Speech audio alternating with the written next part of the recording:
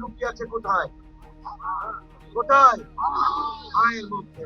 বাংলাদেশ জামায়াত ইসলামী পিরোজপুর পৌরসভার উদ্যোগে হ্যাঁ ভোটের পক্ষে গণসচেতনতামূলক প্রচার অভিযান অনুষ্ঠিত হয়েছে। হ্যাঁ মানে হলো বাংলাদেশ, হ্যাঁ মানে কি, আর না মানে কি, না মানে হলো গোলামি। 20 জানুয়ারি বিকেল 4:30টায় পিরোজপুর শহরের মাহমুদিয়া নেছারিয়া আলিম মাদ্রাসা প্রাঙ্গণে আয়োজিত এ কর্মসূচিতে প্রধান অতিথির বক্তব্য দেন জামায়াত নেতা মাসুদ সাঈদী।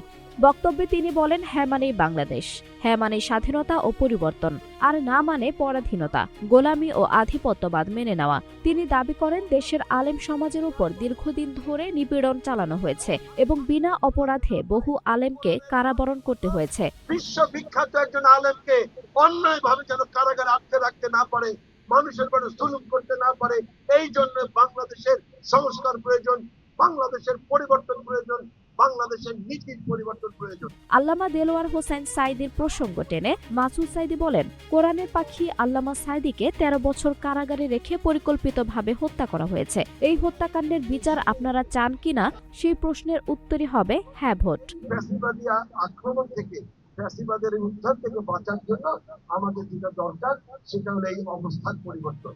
নিজের অভিজ্ঞতার কথা তুলে ধরে তিনি বলেন, আমাকে মিথ্যা মামলায় কারাগারে পাঠানো হয়েছিল, বলা হয়েছিল আমি পেট্রোল বোমা বানাই। এভাবেই বিনা কারণে আমাদের জেল রিমান্ড খাটানো হয়েছে। বর্তমান পরিস্থিতির সমালোচনা করে তিনি বলেন, দোকান, হাট, বাজার, বাস স্ট্যান্ড, লঞ্চ ঘাট সবখানেই চাঁদাবাজি চলছে। সরকার বদলায় কিন্তু নীতির পরিবর্তন হয় না। এই অবস্থার পরিবর্তনে হ্যাঁ ভোট জরুরি। আমরা যে সন্ত্রাস, যে চাঁদাবাজ, যে টেন্ডারবাজদের বিরুদ্ধে আমরা আন্দোলন সংগ্রাম করলাম, সেই সন্ত্রাস, চাঁদাবাজি, টেন্ডারবাজি এখনো বন্ধ হয়। শেষে তিনি ন্যায়ভিত্তিক ও বৈষম্যহীন বাংলাদেশ গড়তে সকলকে ঐক্যবদ্ধ হয়ে হ্যাঁ ভোট দেওয়ার আহ্বান জানান। অনুষ্ঠানে উপস্থিত ছিলেন শহীদ আল্লামা দেলোয়ার হোসেন সাঈদীর পুত্র নাসিম সাঈদী, পিরোজপুর পৌর জামায়াতের আমির ইসাক আলী খান, সহকারী সেক্রেটারি আলামিন শেখ সহ স্থানীয় নেতৃবৃন্দ।